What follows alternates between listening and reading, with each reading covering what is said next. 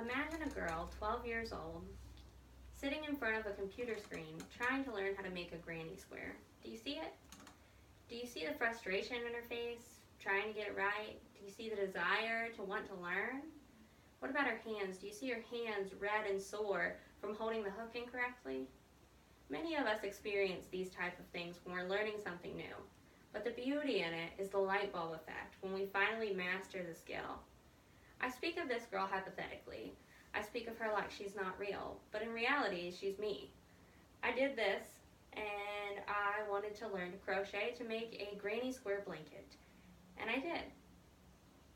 With crocheting, you have to know things like simple stitches, the history of it, and even the benefits it has for your health.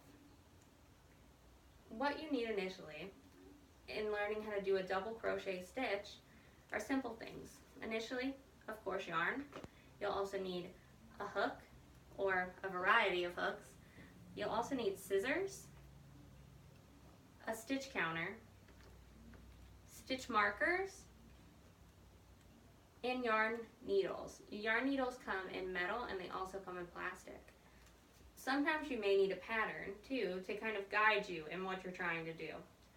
With yarn, you have a label wrapped around it. This label gives you information such as how to wash it, if you can iron it, as well as what size hook you should use. That's located here. On this particular yarn, I should use an eye hook, and I have the eye hook here. Some simple terms that you should know is a yarn over. Yarn over is when you're taking the yarn and you're wrapping it around the hook to pull through to create a chain, which is the second word you should know. The chain is one of the most used stitches in crochet. It's something that you'll use every time in every project. Also, you'll need to know what a foundation chain is. The foundation chain is your beginning chain in any project. So what we'll do first is we'll make a slip knot or a magic loop. The magic loop is called that because it can change sizes if it wants to. So we wrap it around our hand, we pull the long end through the loop and pull tight. You then have a short end and a long end that connects to your yarn. Take the hook, insert it into the loop, and pull tight.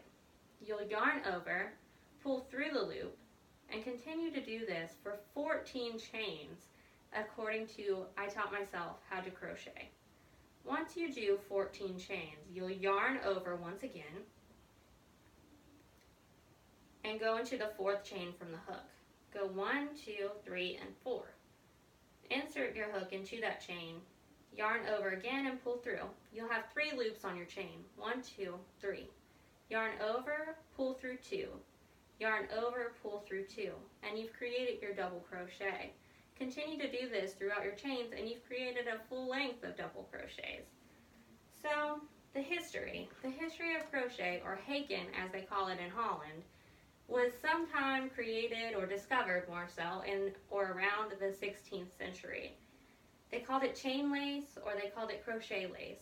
To me, chain lace makes plenty of sense because you're making chains and you're making a project from chains that are connected to each other.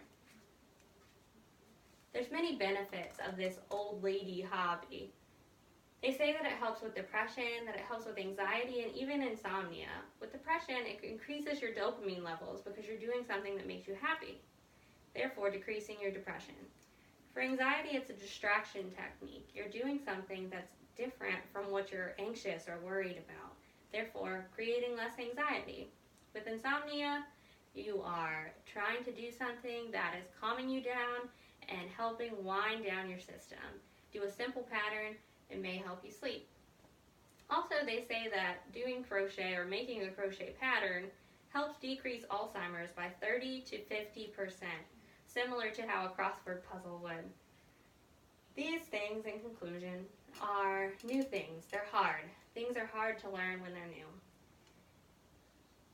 At first, it wasn't easy to me and it didn't come naturally, but I look back at this blanket and I see, no, it's not my best work, and it's not something that I want hung up in a gallery, but it's where I started, and I've learned now that I can make many things. I can make jackets, I can make baby gifts, I can make hats, I can do so many things now with this simple stitch. A double crochet stitch can make almost anything and make your project beautiful. As the crochet community says, keep hooking.